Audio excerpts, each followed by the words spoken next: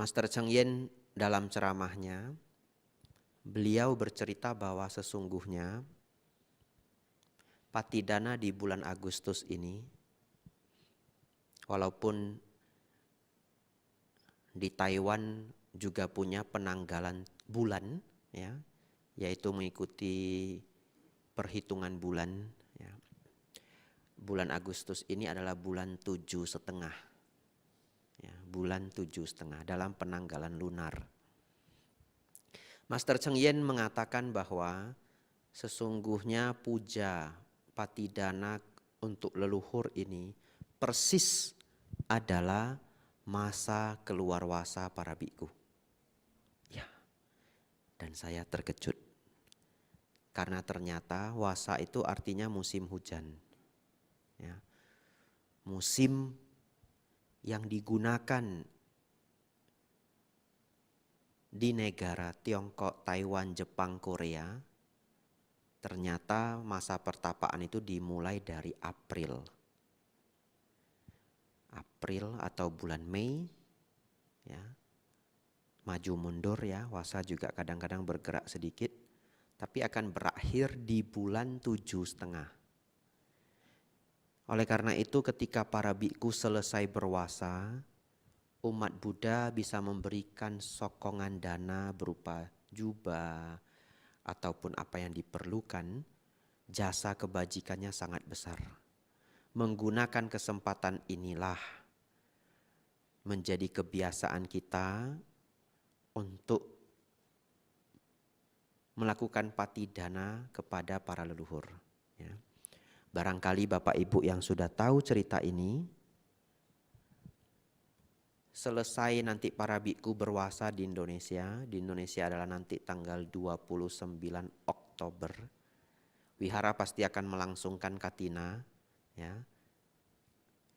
Beberapa wihara tidak ada katina dana tapi melakukan sanggadana kecil, ya. Itu juga kesempatan Bapak Ibu Saudara untuk mengingat dan melimpahkan jasa untuk para leluhur. Tapi Bapak Ibu Saudara, saya penasaran.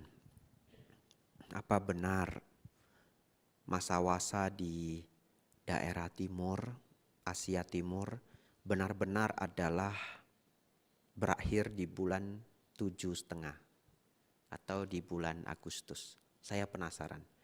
Saya cari di literatur, di buku akademik, ya. Mungkin kurang rajin saya mencari, saya belum ketemu. Tapi saya berpikir kalau mencari sendiri susah. Nanti habis seminggu, ya, habis seminggu. Tapi kalau mau beneran dicari ketemu. Mencari buku The History of Mahayana Buddhism, The History of Chinese Buddhism, buku-buku itu terpaksa tak buka bolak-balik, seminggu mungkin dapat kalimat itu. Kenapa demikian?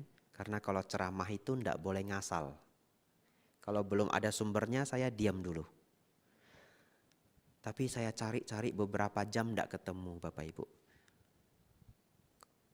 Tidak kepikiran ngabisin waktu 1 minggu, saya ambil yang gampang saja. Pas makan siang dengan Bante Panyawaro, nanya langsung. Ya, hemat seminggu. Bante, saya dengar dari Master Cheng Yen, ternyata puja patidana di bulan 8 itu selesainya wasa di Asia Timur. Benar Bante? Benar. Benar. Ya. Iya benar. Saya pernah baca itu. Aman ya. Ya, itu kemudian saya cerita ke Bapak Ibu. Bapak Ibu Saudara, walaupun ini adalah puja kematian untuk orang yang sudah meninggal, saya perlu berterus terang. Hari ini saya memimpin puja ini dengan rasa bahagia. Kenapa? Karena saya mengingat kalau zaman dulu kita tidak punya wihara, tidak punya komunitas, mungkin sembayangnya sendiri-sendiri di rumah. Ya. Selesai sembayang ya makan bersama. Tapi saya melihat hari ini betapa indahnya kita bisa berkumpul, belajar dhamma bersama, baca parita, ngambil sila, Dan kekuatan dari meta, kalau di rumah ya sekeluarga 5 orang, betul ya? Ini kekuatan meta dari semuanya.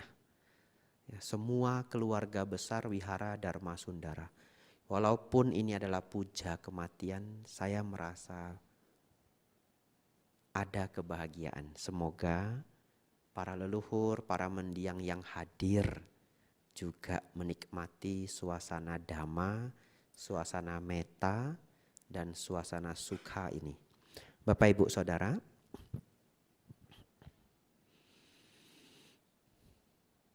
ketika saya masih samanera, berarti sudah hampir 9 atau 8 tahun yang lalu. Ya. Kalau diingat-ingat saya jadi merasa sudah mulai tua, Bapak Ibu. Ya. Ternyata benar kalau sudah mulai tua itu mulai sakit ya. Dulu saya tidak mengerti. Ini saya masuk umur 30-an, sudah masuk 30 awal. Pinggang sudah mulai sakit. Paru-paru melemah. Memori melemah. Ya. Wah itu sakit tua dan mati. Baru 3 kepalanya. Kalau 5 gimana? Waduh.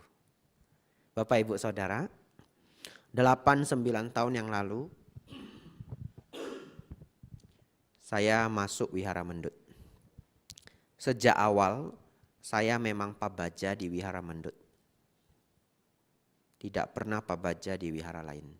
Dari awal di sana sampai hari ini. Saat itu ada seorang samanera. Beliau saat ini sudah tidak ada.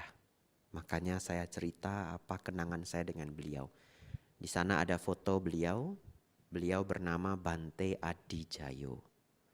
Ya, yang beberapa waktu yang lalu meninggal karena kecelakaan mobil. Sewaktu saya samanera, beliau juga samanera di atas saya. Belum ditabis menjadi biku. Namanya juga sama, Samanera Adijayo. Waktu itu beliau sudah umur 50-an. Cukup sulit sebenarnya orang bergabung menjadi biku di umur 50-an.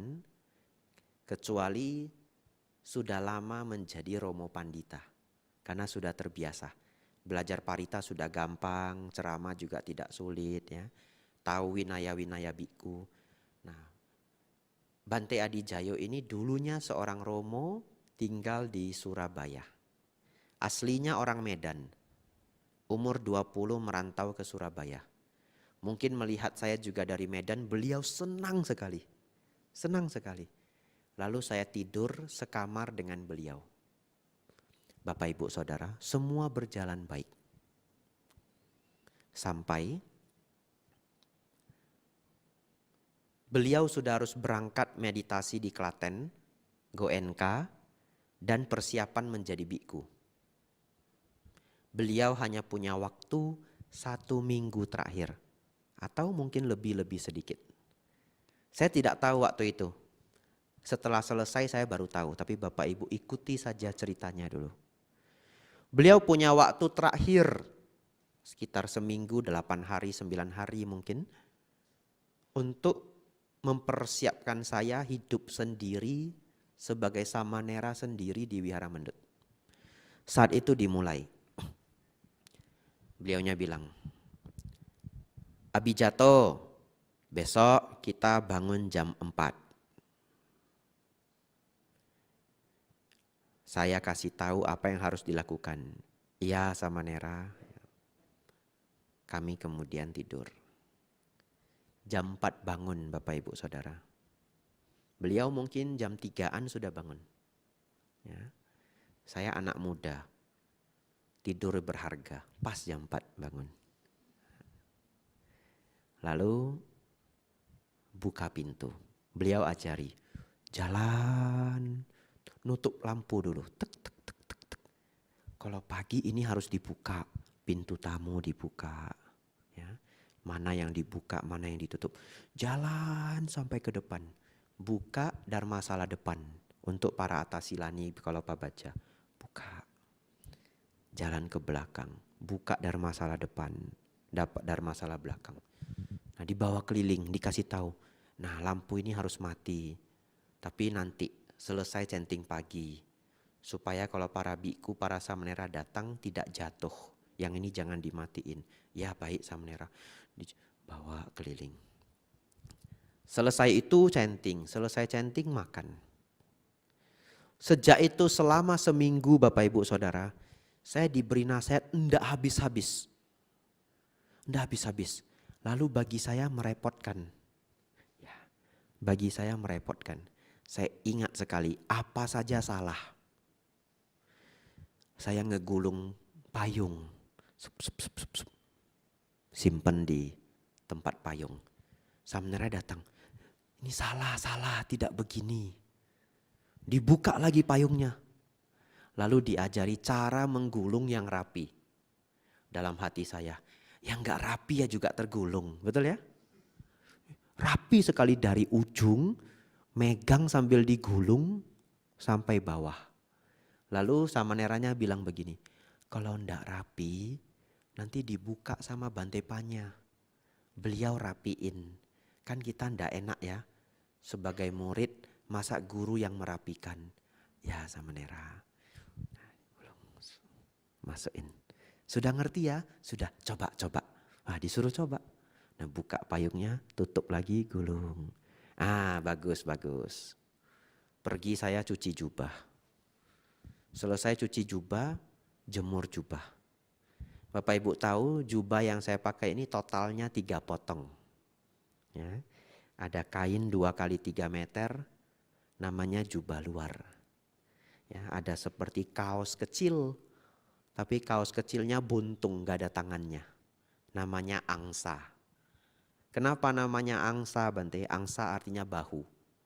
Karena hanya digantung di bahu satu bagian. Makanya ini enggak nampak. Ya, supaya kalau keringatan jubah luar tidak cepat bau. Dulu yang minta jubah angsa ini para ibu harus berbangga hati. Yang minta jubah angsa yang dalam ini Ibu Wisaka. Melihat para biku sering keringatan, minta ke Sang Buddha. Sang Buddha, bagaimana kalau para biku pakai pakaian dalam ini? Biar lebih awet, ya, pakaian luar tidak perlu sering dicuci. Lalu dibuatkan. Dan saya pakai sarung. Ya. Warnanya sama semua, jadi nampaknya senyawa. Kalau biku baru kadang pindah patah sarungnya lorot. Orangnya sudah di sana, sarungnya di situ. Nah, ini beneran ya. Untung ada jubah luar ini. Nah, masih tertolong. Ya. Bapak Ibu Saudara, saya jemur jubah angsa, jubah luar, handuk begitu. Samanera salah. Semuanya salah. Kalau jemur itu di sini harus simetris. Harus simetris. Gimana itu menjemur simetris dalam hati ya? Nah, ini bukan hari pertama, sudah hari keempat. Jadi salah, sudah 3 hari ya, betul ya? Hari keempat, harus simetris. Saya ditunjuk, simetris itu begini. Oh begini toh simetris. Jadi handuk itu ujung sama ujungnya ketemu seperti lipat origami. Kalau tidak begini, nanti banyak Bante Panyawaro lewat, beliau rapiin. Kan kita sungkan ya sebagai murid dalam hati. Ini beneran enggak ini ya? Ini beneran enggak? Semua pakai nama Bante Panyawaro. Saya mau enggak mau nurut saja ya. Nurut saja ini apa saja. Nanti Bante Panya. Iya samanera iya. Lalu banyak lagi ngambil barang di gudang. Nah, saya ngambil barang di gudang itu di Mendut itu semuanya pakai kontainer box yang ada klik penutupnya seperti lock and lock. Ya. Saya buka barangnya, enggak saya kunci lagi. Samanera ini jangan. Nah begitu lagi. Ngambil apa saja harus ditutup lagi. Kalau nanti orang lain yang ngambil barangnya bisa berjatuhan. Kalau Bante Panya datang, Bante Panya datang. Nanti beliau jadi mikir ini siapa yang enggak tutup, ini enggak siapa enggak tutup. Iya Samanera, tak lakoni semuanya. Lalu Bapak Ibu Saudara, 2 hari 3 hari menjelang beliau mau berangkat ke Jakarta, ya, kami tidur bareng, kutinya samping-sampingan. Ya. kutinya samping-sampingan. Biasanya kami istirahat ya paling mentok itu jam 10. Karena besok bangunnya harus jam 4, betul ya? Paling mentok jam 10. Jam 10 juga sudah capek sekali. Kadang jam 9-an sudah istirahat kalau tidur sendiri. Ini tidur berdua toh. Lampu sudah ditutup. Sudah selimutan. Abi jatuh. Nanti kalau saya sudah berangkat, itu pintu jangan lupa ya. Jangan teledor. Iya sama Nera. Itu kebiasaan di sini kalau hari Minggu ceramah ke desa. Tata caranya begini-begini. Harus lapor ke Bante Joti begini. Iya sama Nera. Nanti ceramah di Magelang itu orang sepuh-sepuh. Jangan cerita tentang kematian ya, nanti mereka sedih. Iya sama Nera. Kalau ke Parakan itu dingin. Panjang sekali. Saya berpikir ini sudah mau jam 11 ini kapan saya tidur ya. Tidak selesai-selesai nasihatnya. Akhirnya gimana? Tidak mau jawab lagi. Tidur. Ya Abi jatuh ya.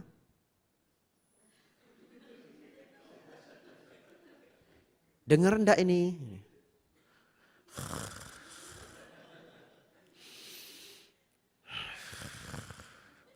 Pasrah, beliaunya nyerah. Ya, pura-pura ngorok sedikit. Ya. Entah musawadah itu enggak ya.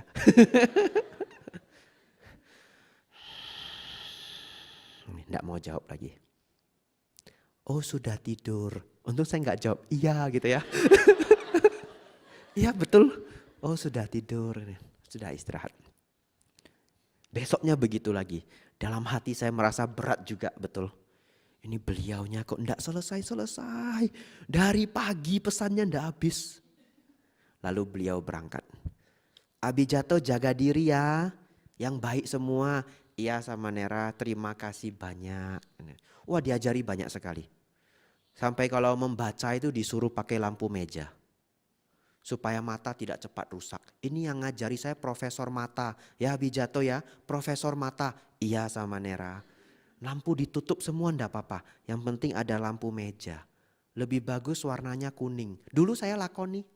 Beneran saya belajar pakai lampu meja kecil warna kuning. Beliau berangkat. Setelah itu Bapak Ibu, saya tidak begitu mikir lagi. Pemikiran saya Independence Day. Ya, hari kemerdekaan, betul ya? Sisa saya sendiri.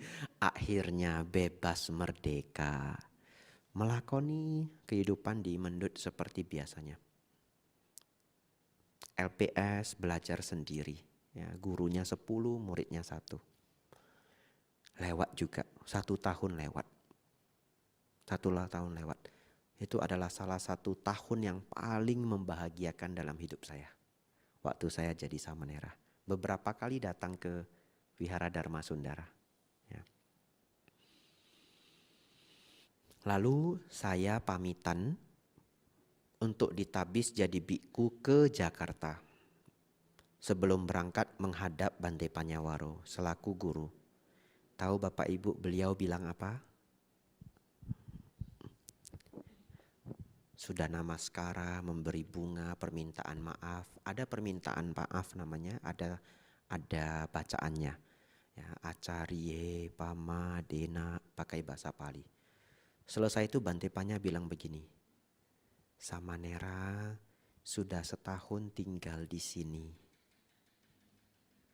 Selama setahun tidak ada apapun yang salah.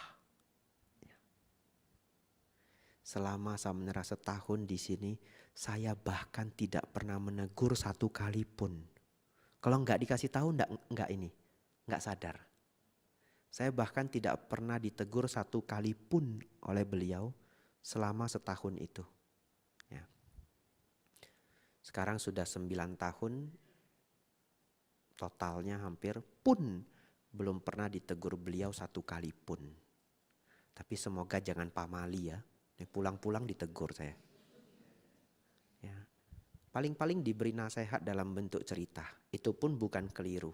Tapi kita kurang pengalaman saja. Beda ya, berbuat salah karena sengaja dengan kurang pengalaman itu 2 hal yang berbeda. Lalu beliau bilang, belum pernah saya tegur. Iya Bante, ya semoga baik selalu begitu. Terima kasih Bante. Lalu begitu mendengar ungkapan beliau saya tidak pernah ditegur, saya ingat siapa? Samanera Dijayu. Betul ya? Tapi itulah nasihat hidup. Pada saat diberi nasihat hidup, belum tentu kita bersyukur. Betul ya? Belum tahu betapa baiknya nasihat itu. Yang kepikiran apa? Kapan habisnya ini? Kapan habisnya? Sudah mau jam 11. Kasih kode. Ya. Sudah tidur Abijato? Hampir. Nah, gitu ya. Ya, sampai hari ini saya sangat berterima kasih pada beliau. Ya. Selama tinggal di Mendut seperti sempurna. Jemur simetris. Betul ya? Payung rapi. Pakai sandal nah, kiri kanan. Semua nggak ada yang salah. Kalau Bapak Ibu ke Mendut, barang tidak boleh digeser. Sudah rapi tidak boleh geser. Ya. Tugas kita cuma tinggal aja. Jangan geser-geseri barang. Lalu jangan buat suara. Senyap. Nutup pintu, buka pintu, senyap. Saya diajari semua. Dan bersyukur sampai hari ini masih tinggal di Wihara Mendut. Betul ya? Bapak Ibu Saudara, sedikit cerita tadi mengingatkan kita pada para leluhur, para mendiang. Hikmahnya adalah mengingat pesan baik para mendiang. Ya. Bapak Ibu punya keluarga masing-masing, oleh karena itu Bapak Ibu hari ini datang pelimpahan jasa. Ingatlah pesan-pesan baik para mendiang, para leluhur. Ya. Yang kedua Bapak Ibu, selalu kita mulai upacara pelimpahan jasa ini dengan puja bunga, dupa dan lilin. Ya. Saya juga sangat apresiasi ya. Ini bunga dirangkai tidak gampang Bapak Ibu. Yang merangkai ini tim ibu-ibu ya. Nah, tidak tahu siapa saja yang merangkai, tidak tahu ya. Saya tahu ada Bu Jamal ya salah satu ya. Bu siapa? Nah, Bu Jani kok berubah namanya. Aduh. Ini faktor umur ya, maafkan saya. Memori sudah kurang ini. Kena COVID 2 kali memori saya rusak. Ini beneran. Ya, dari dulu saya cerita ini orang berpikir saya bercanda. Tapi beneran. Terkena COVID 2 kali jadi pelupa. Pernah diberitahu umat, mungkin Bante waktu COVID itu mengalami kekurangan oksigen. Tapi tidak cek di rumah sakit. Dan otaknya itu kekurangan oksigen untuk waktu yang lama. Jadinya jadi ada dampaknya. Katanya sih bisa recovery.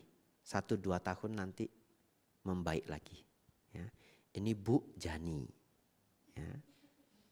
Dan teman-temannya. Ya. Itu bunga dirangkai banyak. Lalu juga panitia wihara bekerja keras. Ya, semua yang Bapak Ibu lihat, semua yang sudah rapi ini semua kerja keras orang ini. Ya. Kamera, file-file ya, nggak tahu ada brosur tidak, nggak tahu. Tapi semuanya kerja keras. Bapak Ibu Saudara, bunga dalam ajaran Sang Buddha sebagai lambang ketidakkekalan. Ya. Ada baiknya ketika kita memuja bunga, ingat juga hidup kita pun seperti bunga. Saat ini masih bagus, masih berjaya, nama harum ya, perawakan baik, tapi tidak ada bunga yang tidak layu, hanya cepat atau lambat saja. Beberapa jenis bunga itu bisa tahan lama sekali, tapi akhirnya ya kering, rusak juga. Ya. Yang kedua adalah dupa. Dupa melambangkan harum dari kebajikan. Tapi ada yang lebih harum daripada dupa. Ya, yaitu harum dari kebaikan. Karena dupa sewangi apapun tidak bisa melawan arah angin. Harum dari kebajikan bisa melawan arah angin. Bapak Ibu lihat di altar utama ada foto-foto para biku. Kalau di Solo ada foto almarhum mendiang Pak Sundoro. Di wihara-wihara lain juga begitu. Ya. Siapa yang dulu banyak berjasa masih dikenang. Para biku yang telah meninggal yang mengenang satu Indonesia. Di mana-mana Patidana ada foto beliau-beliau. Itulah sedikit gambaran harumnya kebajikan melawan arah angin. Kadang-kadang saya ketemu umat baik sekali. Tinggalnya jauh. Mungkin di Sampit, mungkin di Berau, mungkin di Parepare. Ya. Tapi pas saya main ke kota yang besar di Surabaya, ke Solo, ke Jakarta, ada yang kenal orang itu. Hah? Bapak kenal dia? Kenal, Bante, orangnya baik. Wah, hebat ya. Kadang-kadang saya mikir dia tidak tinggal di kota besar, kota kecil ada yang kenal. Romo ini saya kenal, Bante, orangnya baik. Itu harumnya kebajikan melawan arah angin. Bapak Ibu Saudara, selanjutnya ketika saya samanera, biasanya samanera itu ditemani satu biku. Biku penanggung jawab. Kalau di Thailand namanya Pi Liang. Pi itu kakak, Liang itu ngasuh. Ya, mengasuh. Jadi kakak pengasuh. Kalau di Indonesia biku pembimbing.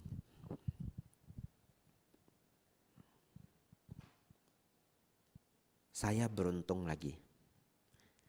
Biku pembimbing saya biku yang sangat baik. Bante Atapio. Ya. Tapi tidak tahu kenapa guru pembimbing saya sudah jalan semua ya. Bante Atapio waktu saya menjadi samanera, beliau sudah biku 2 atau 3 wasa, saya tidak ingat. Lebih kurang begitu. Pertama kali saya mengetahui nama Biku Atapio, belum pernah ketemu orangnya itu di kota Medan. Ada teman baik saya namanya Ko Sucipto. Tiba-tiba dia datang, saya belum jadi biku, manggil saya nama. Kamu lihat ini Bante luar biasa ini. Terus saya lihat, lah kok ada ya orang timur sekali menjadi biku, itu ndak lumrah. Lalu teman saya bilang begini, ini Bante hebat sekali. Kenapa? Tahu Bapak Ibu hebatnya apa? Bisa berfoto sekeluarga dengan Bante Panyawaro. Itu bagi teman saya hebat sekali. Tapi waktu itu saya juga tidak kenal siapa Bante Panyawaro, saya tidak kenal. Ini Bante Panyawaro sopo? Siapa ini? Saya cuma diberitahu gurunya Bante Utamo. Karena di Medan yang kita kenal adalah Bante Utamo.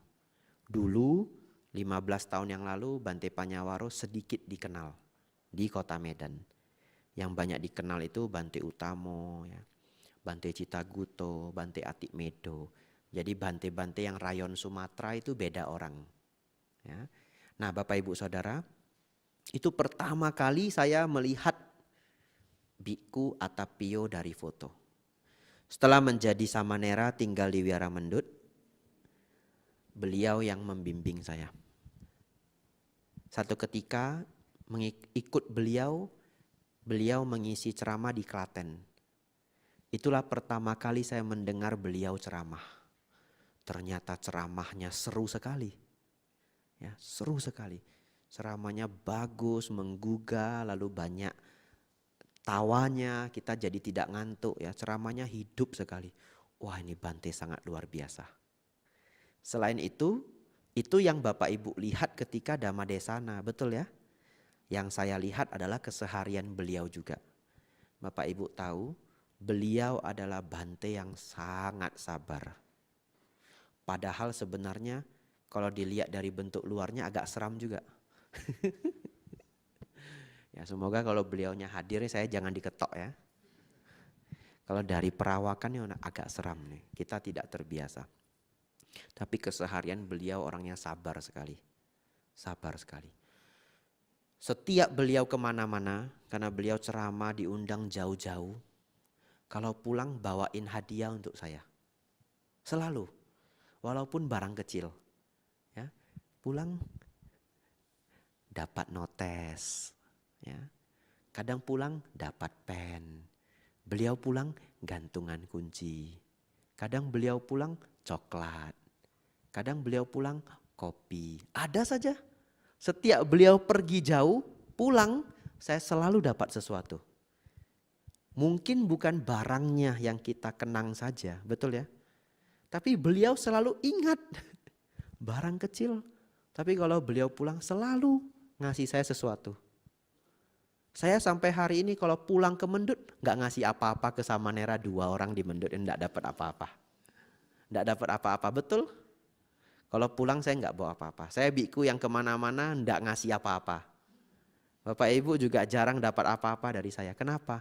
Longgar, biar saya bebas seperti burung ini. Kalau saya bawa barang lama-lama banyak sekali barangnya. Kalau saya pulang ke Mendut yang bisa saya hadiahkan untuk Samanera apa? Pelajaran. Pokoknya saya sudah pulang mereka dapat pelajaran. Ayo besok jam 8 ngumpul belajar bahasa Inggris. Iya Bante. Nah, atau saya ajari suta. Nah, oleh-olehnya pelajaran saja. Bante Atapio Bapak Ibu. Ini terakhir mengenai beliau. Beliau pernah memimpin Pak Baja ya, menjadi ketua panitia. Saya yang membantu. Karena beliau sibuk sekali, akhirnya saya membantu banyak sekali porsi. Jubah, bowl ya. Tapi saya senang karena di situ saya bisa belajar. Beliau cuma ngasih tahu nanti Samanera ngerjain ini, ngerjain ini. Baik Bante, besok saya harus berangkat, dibantu ya. Baik Bante, beliau berangkat. Kalau berangkat mungkin 15 hari. Pulang 1 hari, 2 hari berangkat lagi. Pulang 2 hari, 3 hari berangkat lagi. Masih bagus. Kalau pola Bante Atapio pergi 15 hari, pulang 3 hari. Pergi 15 hari, pulang 2 hari. Pola saya lebih buruk. Sekali pergi 2 bulan tidak pulang-pulang. Kadang di WhatsApp Bante Panyawaro baru pulang. Biku Abijato, tolong isi Maga Puja di Solo. Baik Bante, pulang saya. Ya. Kalau tidak pulang 2 bulan tak kemana, jauh-jauh. Bapak Ibu Saudara, lalu beliau memimpin Pak Baja. Bapak Ibu tahu, selama beliau memimpin tidak pernah marah 1 kali pun. Dan itu tidak gampang. Tidak gampang. Kerja Pak Baja itu lama-lama jadi ketua panitia itu capek sekali. Peserta sudah tidur, ketua panitia masih siapin ngetik-ngetik, buat soal, buku kenangan. Ya, kadang-kadang tabel-tabel, itu pelajaran, bersih-bersih. Kemudian peserta belum bangun, ketua panitia sudah bangun dulu. Kalau enggak nanti telat bagaimana? Jadi jam tidurnya itu sedikit sekali. Kalau sudah 1 minggu itu kepala mulai berat. Saya jadi ketua panitia Pak Baja 4 kali. Ya, dan kalau sudah mulai ngurus Pak Baja saya sudah tahu. Saya sudah akan menderita selama 2-3 minggu. Karena kurang tidur. Ya. Beliau tidak pernah marah selama mengajar Pak Baja itu. Sangat sabar. Dan tidak pernah marahnya 1 tambahan lagi. Tidak pernah menghukum murid. Padahal dalam Pak Baja itu ada namanya danda kamang. Kalau para Samanera keliru diberi denda kerja. Denda kerja di beda wihara beda cara. Ada biku yang kalau menghukum Samanera diminta meditasi 1 jam. Itu berat itu meditasi 1 jam. Kenapa? Karena sudah capek. Kita sudah capek. Kegiatan sampai jam 9 malam teman-teman sudah boleh istirahat. Kita 1 jam meditasi dijagain. Ada yang bersih-bersih hukumannya. Ya, jadi disuruh bersih-bersih, ngepel ini, aula. Tergantung kepala ketua panitia. Bante Atapio beliau memimpin tidak pernah ada denda kerja. Tapi acara semuanya lancar. Kalau murid keliru diberitahu saja. Lalu beliau bilang begini, kalau orang diberitahu lalu mereka berubah, untuk apa dihukum? Betul ya? Kalau seseorang keliru, diberitahu dia langsung berubah, untuk apa dihukum? Betul ya? Karena apa tujuannya menghukum? Supaya berubah. Kalau ada orang yang diberitahu baik-baik berubah, ya enggak perlu dihukum. Dan pola itu saya ikuti Selama saya memimpin Pabaja 4 tahun, 4 kali tidak ada denda kerja, 1 kali pun. Tapi nanti jangan karena sudah tahu ini ngasih tahu temennya. Kalau ketua panitianya Bante Abijatto, bandel aja. Nggak ada denda kamang, nggak ada, bandel aja, nggak apa-apa. Jangan begitu ya. Bapak Ibu Saudara, akhirnya semuanya selesai ya. Satu ketika beliau sakit kepala, tidak selesai sakit kepalanya. Dicek ternyata ada tumor. Ya. Ada tumor, diobati 1,5 tahun. Saya yang mengetahui beliau drop. Kasihan sekali. Akhirnya setelah 1,5 tahun paling drop itu tumornya sudah mengenai saraf mata. Beliau pelan-pelan menjadi buram matanya. Buram dan buram. Ya. Awalnya beliau tidak mau operasi. Tapi sudah buram matanya. Dokter bilang Bante ini sebentar lagi buta. Akhirnya beliau mau dioperasi. Ya. Ternyata setelah operasi ya, tidak lama kemudian beliau meninggal. Setelah beliau meninggal, saya hadir 1 hari sebelum beliau meninggal, ya, saya masih lihat selesai operasi. Saya menemani sampai beliau dilarung. Bahkan ketika dikremasi itu saya ikut. Saya benar-benar melihat proses bagaimana tubuh itu masuk ke kompor. Kompor sangat besar karena itu di Heaven di Jakarta yang alatnya canggih sekali. Kemudian dinyalakan apinya 2,5 jam kalau saya tidak salah, kurang mungkin. Cepat sekali, alat mereka canggih. Keluar sudah putih semua, tulang belulang dan abu. Nah, saya sembari melihat itu karena saya orang paling dekat, betul ya? Benar-benar perenungan akan kematian. Inilah hidup kita sebagai manusia. Ya, pada akhirnya semua akan berakhir pada kematian. Lalu beliau dilarung di laut. Saya cerita ini kita mendapatkan 2 hikmah. 1, bagaimanapun mereka yang penuh kebajikan akan selalu kita kenang, betul ya? Ya, selalu kita kenang. Kalau beliau dulu sebagai biku senior galak sekali ke saya. Abijatto, ini kenapa ini? Saya kena marah. Hari ini enggak cerita saya. Ya. Nampak foto Bante Atapio. Sabe sata bawantu sukitata. Udah cukup, enggak cerita. Tapi karena beliau begitu baik, masih saya kenang sampai hari ini. Bapak Ibu Saudara, jadilah orang yang baik. Hidup itu tidak panjang-panjang sekali. Ya, jadilah orang yang baik. Kalau hari ini ada orang yang Bapak Ibu benci, orang yang Bapak Ibu dendam, sudah pulang dari sini dibuang semua. Hidup itu singkat. Nggak usah mikirin dia lagi. Habis waktu. Mending saya datang ke Wihara Dharma Sundara, bantu wihara. Begitu ya, itu tim bunga ya. Nanti ikut tim bunga itu. Ada celemeknya nanti minta. Yang kedua,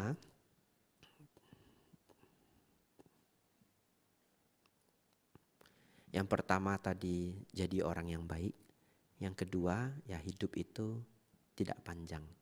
Lakukanlah yang terbaik. Bapak Ibu Saudara, saya mencatat ada 6 poin yang mau saya sampaikan. Ternyata sejauh ini baru 3 poin. Sudah 45 menit. Semoga Bapak Ibu Saudara masih kuat ya. Masih kuat ya. Ya. Kita habiskan semua poin ini dalam mungkin 10 atau 12 menit. Ya. Bapak Ibu Saudara, di Thailand, orang Thailand pun senang sekali patidana untuk keluarga yang sudah meninggal. Ada yang ikut patidana massal seperti ini, tapi kalau keluarganya sangat mampu, dia pilih 1 hari dalam setahun, ngundang 9 biku. Buat acara di rumah. Nanti semua keluarganya yang meninggal pasang di altar. Pribadi acara sendiri. Itu sangat favorit di Thailand. Ya. Dan saya kalau diundang acara itu saya senang. Kenapa? senang datang ke rumahnya orang Thai. Karena ingin lihat orang Thai rumahnya seperti apa, hidupnya seperti apa. Karena kalau Bapak Ibu jalan-jalan ke Thailand pun tidak bisa masuk rumah orang Thai, betul ya? Ini kan pas baru pulang jalan-jalan dari Thailand. Jadi saya kalau ke acara tradisional, acara adat, acara keluarga saya senang. Lalu bikunya itu duduk di samping 9, dikasih kipas angin. Di Thailand semua pakai kipas angin. Di wihara kipas anginnya banyak. Umat kalau acara kematian dananya kipas angin. Jadi di wihara kadang di Dharmasala kipas anginnya bisa 25 biji. Nggak rapi sekali, kita orang Indonesia lihatnya pusing. Karena kalau Indonesia kipas angin pasti di atas, betul ya? Ini kipas angin berdiri itu beda-beda model. Tergantung yang berdana. Nah, beda-beda model. Kadang masih ada namanya, didanain oleh siapa gitu. Lalu Bapak Ibu Saudara, mereka akan berdana makan makanan favoritnya almarhum. Makanan favoritnya mendiang. Jadi kalau keluarnya seafood semua, yang paling tua atau yang paling disayang di antara yang meninggal itu senangnya seafood. Kadang makanan kuno namanya ahan boran. Ahan itu makanan ahara, dibaca ahan. Boran itu artinya kuno, makanan kuno. Bunga-bunga mentah, ya, daun-daun mentah, lalu ada sambelnya. Kok saya jadi cerita makanan ya? Nanti saya lapar sendiri. Bapak Ibu lapar bisa jajan, nah, saya lapar enggak bisa jajan.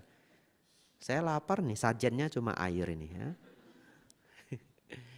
Lalu ada makanan tradisional, berarti yang meninggal senangnya ahan boran. Kadang-kadang makanannya unik. Lumpia isinya sayur. Kulitnya bening. Ini apa? Ahan Vietnam. Makanan Vietnam. Oh, seperti ini. Ada po namanya. Ya, sup itu. Tergantung yang meninggal.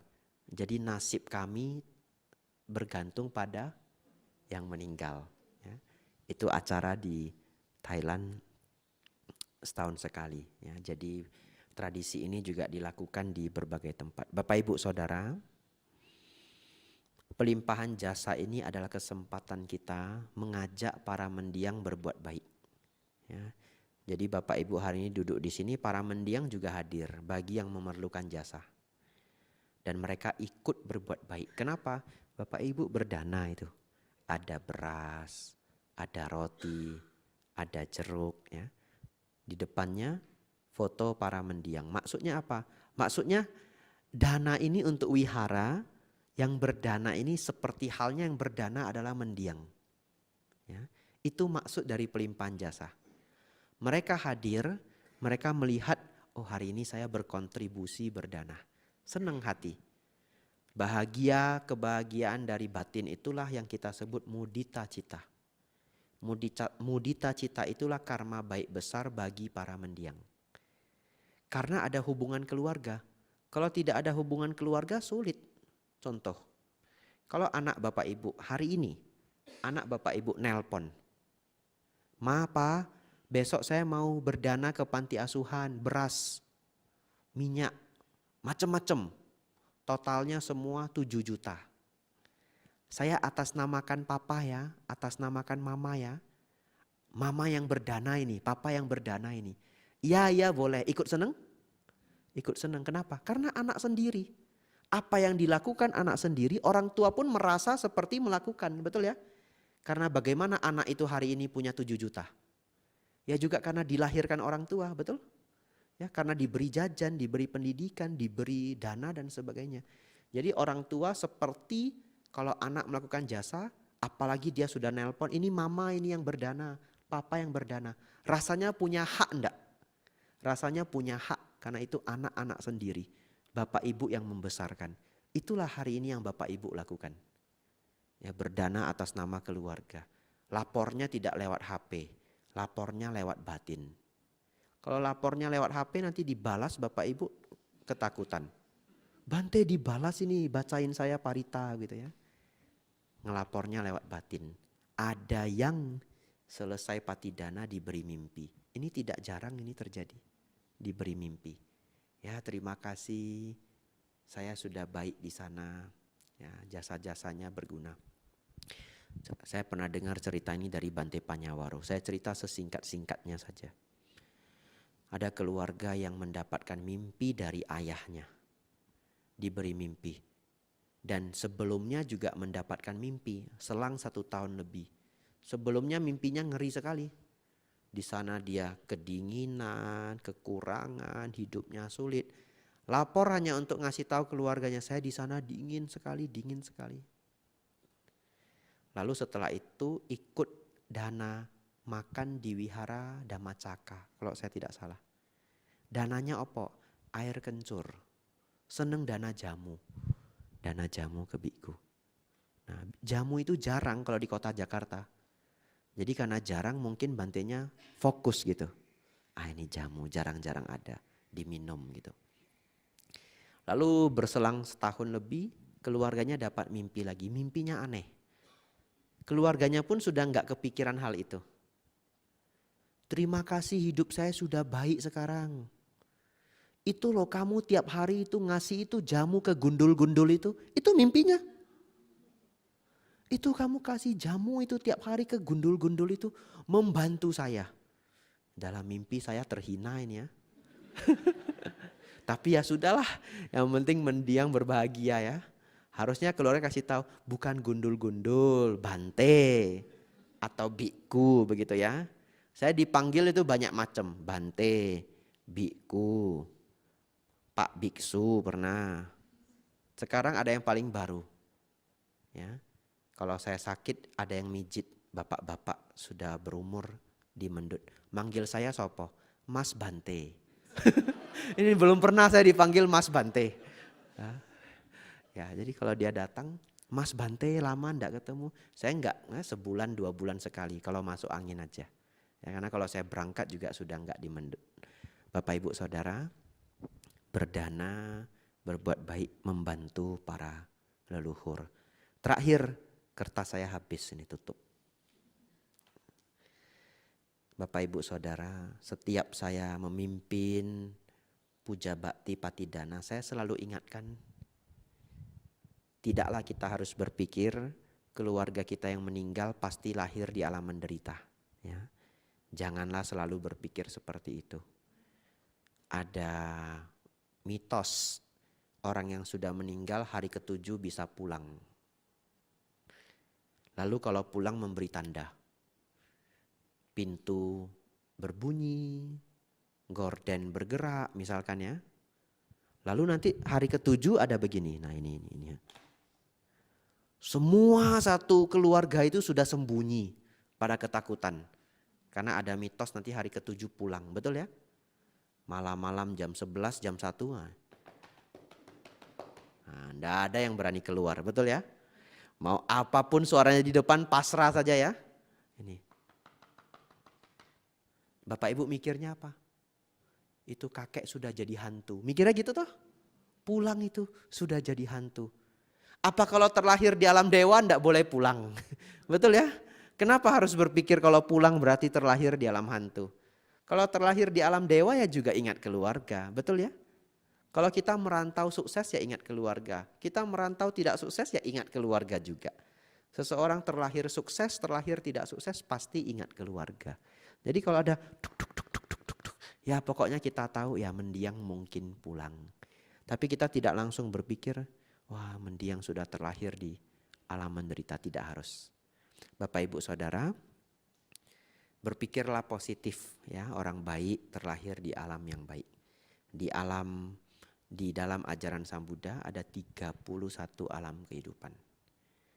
Alam menderita itu hanya 4. Ya. Alam dewa ada 26. Semoga para leluhur, para mendiang yang Bapak Ibu kenal terlahir di alam bahagia. Tapi Bante, kalau begitu untuk apa kita pelimpahan jasa? Leluhur kita tidak satu, kita sudah terlahir berulang-ulang. Ya mungkin ada kakek, nenek, adik, abang, siapa aja. Di 3 kelahiran yang lampau, 4 kelahiran yang lampau kita sudah lupa. Tapi mereka masih menderita, mereka ingat kita sudah lupa mereka. Ya, semoga kalau ada kasus seperti itu hari ini bisa terbantu.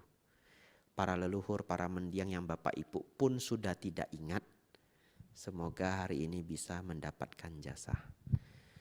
Semoga para mendiang, para leluhur terkondisi lahir di alam bahagia, terkondisi lahir di alam yang mana ada yang mengajarkan dhamma. Semoga para leluhur, para mendiang bisa hidup sesuai dengan jalan dhamma. Semoga para leluhur, para mendiang